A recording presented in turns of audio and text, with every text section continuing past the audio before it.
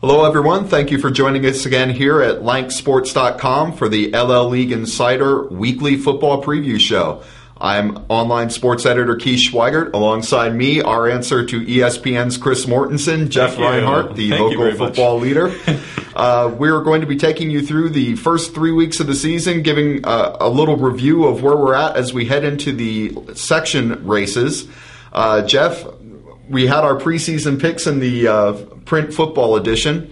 How are you feeling about your picks at this point as we get ready to start section play here? In Section 1, our preseason pick was Wilson. How are you feeling about them? I still feel really good about Wilson. They're 3-0. They've played great. The big win was the win over Central in Week 2, 20-15. Shut the Barons down late. Very impressed by Wilson. Their defense has been as advertised, giving up about 185 yards a game. Central got them through the air a smidge, but Wilson's rush defense is number 1 in the league. So they have been as advertised for sure. Sticking with Wilson there for sure. I think Warwick's going to be a player for sure. They got a couple of wins in a row here. Hempfield's 3-0. We cannot write them off. That's they have the big game this week with Penn Manor. Penn Manor's also 3-0. So Section 1 could be mighty interesting, but I do like the Wilson pick. They've definitely been the most impressive team coming out of that section so far, I think. Surprisingly, you look at a team like a Manheim Township that has been in contention or winning the section title for years now. They're at 1-2, and now I know those were both kind of quirky losses. The one was a 3-0 loss in overtime. Last week they got involved in that shootout with E-Town, although it didn't seem that like the score was as close as it wound up being in terms of who was dominating the game. But they're 1-2. Is that surprising to you? A little bit, and quirky's a good word. To lose 3-0 in overtime is really wacky. And then last week was a great game with E-Town. Township took the lead late, and then E-Town got the long touchdown pass, McNeil to Jones, with about 2 minutes to go. So Township will be there. I mean, they're legit. I mean, they're in this race every year. They've won this 2 out of the last 3 years. They're the defending champs. So sure, they're going to have a say in it, no doubt about it. But I'm still going to stick Wilson up there on the 1 line. I think they're the team to beat. Absolutely. Moving on to Section 2, the preseason pick, of course, as it seems to be almost every year, Manheim Central. Barons have struggled a little bit here in the early going. Are you still feeling confident that they're going to turn it around and finish on top? Not as much as I was a week ago, just to be honest with you. And I know they've had some injury problems. Travis Ebersol is going to miss some time with a knee. Riley Clugston, their center, got dinged up a bit in the Catholic game. They have not established a rushing attack yet. Central's done okay through the air. They have not completed a great percentage, but they made a lot of big plays. But they have not established a running game yet. Talked to Coach Williams this week, and he said, I'm looking for a playmaker. We need a kid or two to just step up and make plays so we don't have to throw the ball 30 times a night, basically. So I like Cocalico all of a sudden. I know they didn't play the greatest non-league schedule, just if you look at opponents' records, but Cocalico has played great. 1,100 yards rushing in 3 games, which is phenomenal. Kyle Fisher, over 500 yards in 3 games. He's been as advertised. And now they have this Austin Hartman kid, this fullback, and he is tough as nails. We'll find out right away. Cocalico hosts Central on Friday night. I think the winner there gets a huge leg up, and keep an eye on Lebanon.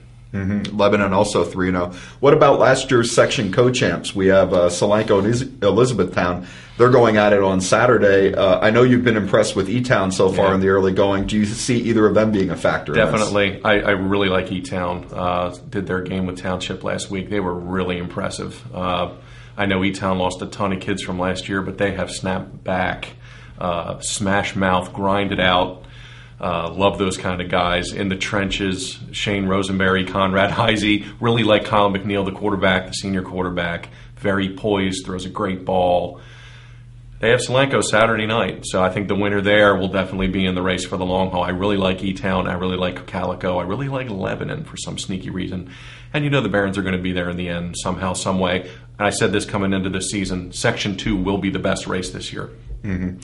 Okay, we move on to the Section 3 race now, and I know we all installed Lancaster Catholic as the preseason favorite. We both thought there might be some competition there, but so far in the early going of the season, we're really not seeing it. If it's not going to be Catholic, who's it going to be? Northern Lebanon's been good. Their non-league schedule was okay. I mean, it was decent. I mean, again, if you just look at the records against, it may not pop out at you. But you got to go. You got to strap it on and go and play the games. Northern Lebanon's played well. They're 3-0. They've done what they had to do. They won all 3 games at home. Catholic's the favorite, hands down. I mean, you beat Mannheim Central at Mannheim Central. I don't care if it's raining or snowing. That's a huge win for them. Those guys are flying really high. LS has been the head scratcher here. They're 0-3, and their offense is last in the league. They're 24th in the league in total offense. So I don't know if LS is going to be a player here or not. It doesn't look like they're quite ready for prime time, but Catholic's the team to beat, no doubt about it. Circle the Northern Lebanon game. It was in Week 10 last year. It's a little earlier this year, but I think it's around Week 8. Yeah, Week 7 or 8. So that could be really, really interesting. But Catholic, put them at the top. Catholic's a team to beat, hands down. I've had the opportunity to see Lancaster Catholic twice this year. Now I saw them open the season with Trinity. They didn't look so great in that one, but that was being played in monsoon conditions, much like last week's game was with Mannheim Central. But the thing that struck me about Catholic was how much they improved from Week 1 to Week 3. The offense is there. We all know knew they were going to have a great offense with Kyle Smith running the show at quarterback. But what really impressed me about them is the defense and how they just completely shut Mannheim Central down. Central got a touchdown and a 2-point conversion, in the waning moments of the game, but it was all Catholic to that point. So that was a very impressive win for them. I agree. I think they're head and shoulders above everybody else in the rest of Section 3. So now we move on to this week's docket. As I said, we're getting into section play here. We have a lot of key matchups going on early on in the season. The top one this week, number 1 game in Section 1 of the LL League. We have a battle of unbeatens, as we mentioned before. Penn Manor going up to Landisville to take on Hempfield. And Jeff, Penn Manor is the surprise team of the league so far, undefeated at 3-0. Give me your thoughts on this one. What do you think the Comets are going to do against Hempfield? Contrasting styles in this one. Penn Manor, number 1 defense in the league. Comets are giving up 145 yards a game. That's it. That's impressive. Shutout LS, and then last week only gave up a field goal to Exeter. So they've only given up 17 points in 3 games. Number 1 ranked defense in the league. So that's how Penn Manor's getting it done. Hempfield, complete opposite. Offense. 366 yards a game, 3rd in the league. Jarvis Cummings has been phenomenal running the spread attack. And I have a feeling, I haven't seen Hempfield, but I have a feeling they haven't quite showed the whole package yet. I know you've seen them. We heard about this spread-o, and they're going to open it up and do some things. I'm not so sure they've lined Jarvis up in the slot yet or put him in motion or used him in the backfield. But I have a feeling we're going to start to see a little more of that. I think Jarvis has showed the first 3 weeks that he can handle this and he can run this offense. So you may see some tweaks from Hempfield as we move along here. But this is an O game against a D game. This is a fabulous matchup. Both teams with a ton of momentum. Penn Manor, as you said, has been the pleasant surprise without a doubt so far through 3 weeks. Fun game. I like Hempfield a little bit, A, because they're at home. B, because I really like that offense. Manny Mendez is making catches. He's a home run threat. And I like the way Cummings is playing. I think they just have a smidge more confidence. Hempfield may be a little more ready for the big time, and that's nothing against Penn Manor because, they have arrived, and they're very legit too. But I favor the Black Knights here in a really, really good game. Yeah, it's one of those games where something has to give. A few interesting side notes to this one. Of course, Hempfield's coach, Bob Forgrave, the former coach at Penn Manor, he left the Comets to join Hempfield a couple years ago after really kind of reviving Penn Manor's program there. I know they were only 5-5, for 2 years while he was there, but he got them into the district playoffs. Sure. He kind of restored a little bit of respectability to that program. Now he's going and taking on the program he left for the program he joined with Hempfield. Of course, he's turned full control of the offense over to his offensive coordinator, and that's former Columbia coach Mike Burke, who has designed and run so many great offenses while he was in charge at Columbia. This is going to be a good one. I'm going to be at this game. I'll be blogging live from it on lanksports.com, so if you can't get out there, please join me, and I'll be giving you live commentary, posting stats, and running scoring updates from the other games around the league, all on our live blogging at lanksports.com. The other game will be live blogging on Friday night, the Section 2 clash between Mannheim Central and Cocalico. This one's in Denver. Jeff, your thoughts? My thoughts are Central's defense better bone up for Kyle Fisher and Austin Hardman. Yeah. That's my thought. Excuse me. Cocalico's rushing attack, as mentioned at the top, has been spectacular. 1,100 yards rushing in 3 games. Cocalico has the number 1 ranked offense through 3 weeks in the league, averaging about 460 yards a game. They are legit. They are going to run the ball. They're going to stick it in the veer and go. And I got this interesting comment from Mike Williams this week, Coach Williams at Central. He said, we've sort of been known as the veer team in the county now for all these years. And he said, I think Cocalico is now the premier veer team in the county. Mm-hmm. So for Coach Williams to come out and say that, that's pretty impressive. So that shows you what they think about Cocalico's rushing attack. Central needs a snapback, that's for sure.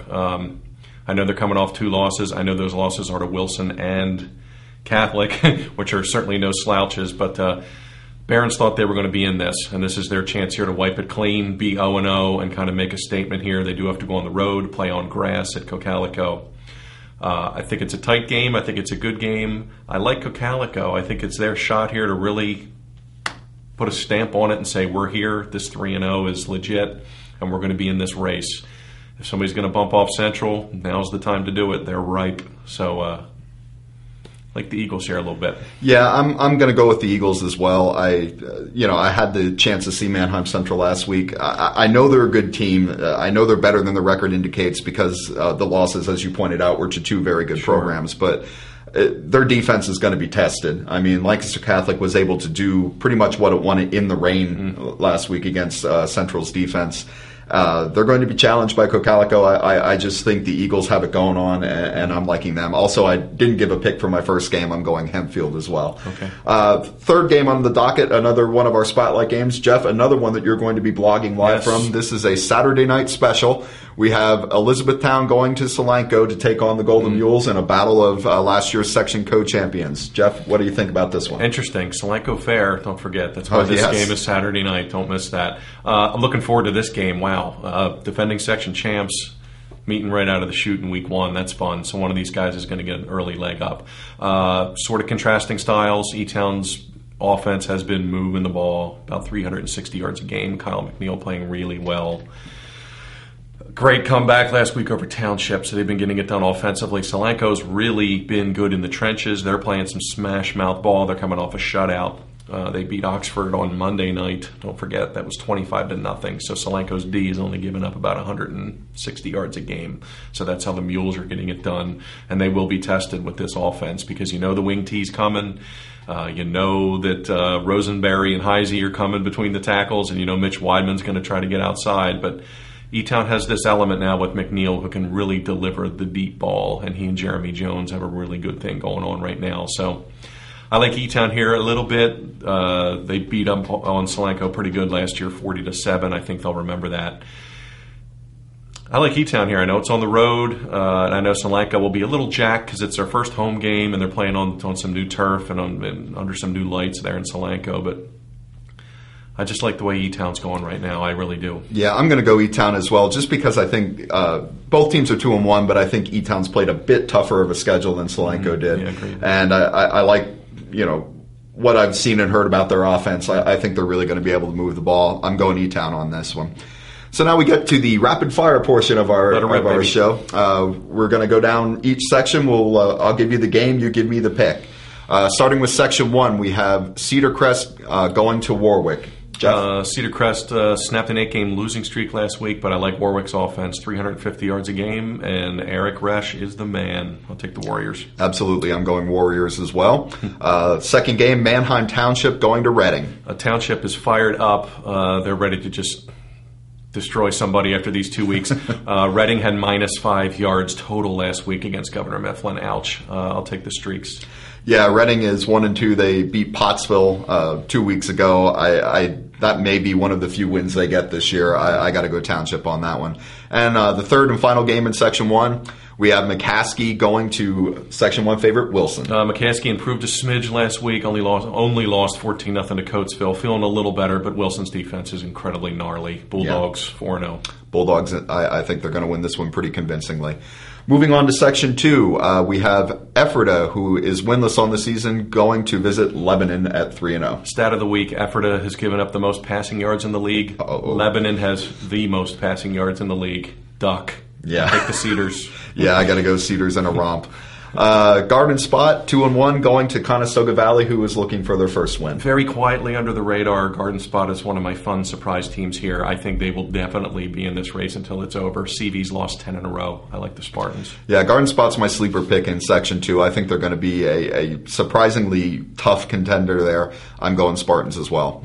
Moving on to Section 3, we have the Section 3 favorites, Lancaster Catholic, hosting Donegal.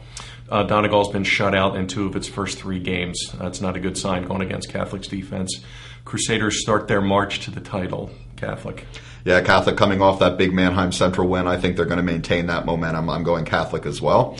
Lampeter Strasburg, the surprising 0-3 team, going to Columbia, another team that's had some surprising struggles early on. What are your thoughts on this one? Still can't believe LS is 0-3. Scratching my head every day over that. I can't pick him yet. They haven't won. Freshman quarterbacks playing. Dakota Lightfoot, 331 yards last week. I think the tide keeps rolling on Hall of Fame night. Don't forget at Columbia. There's no way you can pick a team that hasn't scored since week 1, so I got to go Columbia. Anvil Cleona going against Pequea Valley, and boy, have the Braves been struggling with injuries and just struggling in general. I feel bad for Curtis Waltman right now. Sean Persh, All-State wideout. Torn ligaments in his hand, done. Junior quarterback Mike Rice, fractured ankle, done. 2 top playmakers out for the year. I'll take Anvil here. Yeah, I got to go with the little Dutchman on that one. And finally, our last game, Elko taking on Northern Lebanon. Vikings, 3-0, another good start for them. They'll go to 4-0. Take Northern Lebanon. Yeah, got to go Vikings as well. Well, everybody, that's it for this week. Again, if you can't get out to the games on Friday night, please join us at lanksports.com for live commentary on the game. We'll be updating scores from games in progress. And, of course, we'll be the first ones in the county to post our final scores on Friday night. So for all that and more, please visit us, www.lanksports.com. Thank you, and we'll see you next week.